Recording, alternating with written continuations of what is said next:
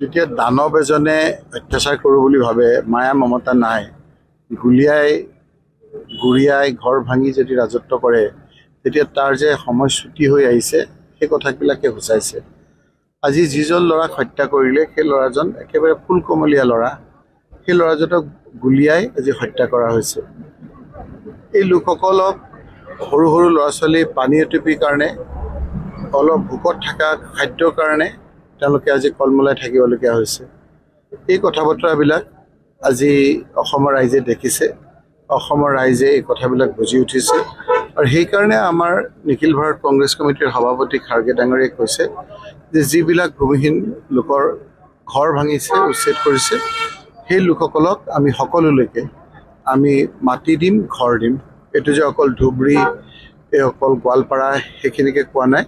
তেওঁ ডিমা হাছাওত যিসকল ট্ৰাইবেল লোকৰ ঘৰ ভাঙিছে, মাটি উচ্ছেদ কৰিব খুজিছে, যিসকল আপোনাৰ কাৰ্বি আংলঙৰ মানুহক মাটি দখল কৰি আদানীক দিবলৈ ওলাইছে, যিসকলে আপোনাৰ লখিমপুৰত কঠীয়াৰ ওপৰত আপোনাৰ বুলডেজাৰ চলাইছে, য'ত আপোনাৰ পলাশবাৰীত আপোনাৰ ৰাভা মানুহসকলৰ মাটি দখল কৰিবলৈ গৈছে, এই সকলোলৈকে নিজৰ নিজৰ মাটিটো ঘূৰাই দিব আৰু তেওঁলোকক ঘৰ দিব কংগ্ৰেছ আহিলে, সেই কথাটো সূচাইছে।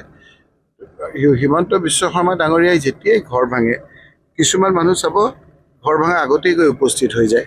তেওঁলোকৰ মাজত এটা সম্বন্ধ আছে, ৰাইজে ধৰা পৰিছে। সেইকাৰণে আজি এই সময়খিনিত মই কৈছোঁ যে আমি সকলোৱে হিমন্ত বিশ্ব শৰ্মাৰ জালত ভৰি নিদি শান্তি অটুট ৰাখিব লাগে, আইন হাতত ল'ব নালাগে আৰু গণতান্ত্ৰিকভাৱে ইয়াৰ প্ৰতিৰোধ আমি কৰিম। যিসকল অন্যায় কৰিছে, আজি ফৰেষ্ট মই য'ত গৈছোঁ তাত পুলিচ যুদ্ধকালীনৰ এটা প্ৰস্তুতিৰ নিচিনা, কিন্তু তাত সোমাব দিয়া নাই কাকো। আমাৰ তাত লিখা আছে সেইখিনি বোলে ফৰেষ্ট লেণ্ড, সংৰক্ষিত বনাঞ্চল। মই সুধিলোঁ তাৰ চাৰ্কুল অফিচাৰক, তাৰ মেজিষ্ট্ৰেটক, তাৰ অফিচাৰক, তাত স্কুল আছে নেকি? বোলে হয় স্কুল আছে। তাত কলেজ আছে নেকি? বোলে কলেজ আছে। তাত পানী যোগান আঁচনি আছে নেকি? বোলে পানী যোগান আছে। PWD ৰাস্তা আছে নেকি? ৰাস্তা গৈছে। যদি পানী চৰকাৰী আঁচনিবিলাক তাত আছে, তেতিয়া সেই অঞ্চল কেনেকৈ আপোনাৰ সংৰক্ষিত বনাঞ্চল হ'ল? গোটেই নিয়ম কানুন ৰাতিৰ ভিতৰত কাগজ পত্ৰ চেঞ্জ কৰি যিটো কৰিছে, সেইটো সদায় এইবিলাক নচলিব। এইবিলাক অন্যায় কথা হৈছে। এতিয়া আপোনাৰ যেতিয়া দানৱৰ ৰাজত্ব চলে তেনেকুৱা হয়।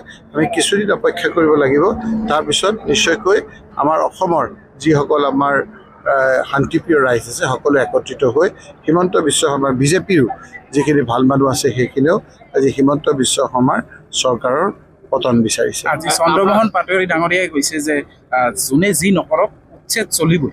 কিন্তু তেওঁ কোৱা নাই, তেওঁক কৈছে। তেওঁৰ মনটো চাবচোন বৰ ভাল নহয়।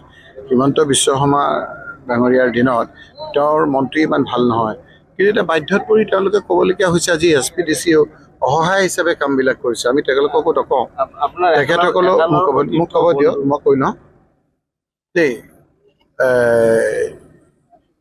তেওঁলোকৰ মনবিলাকো থাকে, তেওঁলোকক কম অপমান কৰি থৈছে নেকি? গতিকে তেওঁৰ আজি আপোনাৰ দেখিছোঁ এতিয়া আলফা আৰু ছালফাৰ ৰাজত্ব চলিছে। আপুনি বিচৰা বাতৰি পাব কেৱল News 18 এপত। News 18 এপ ডাউনলোড কৰিবলৈ স্কেন কৰক এই QR কোড। Google Play Storeতো পাব এই News 18 এপ।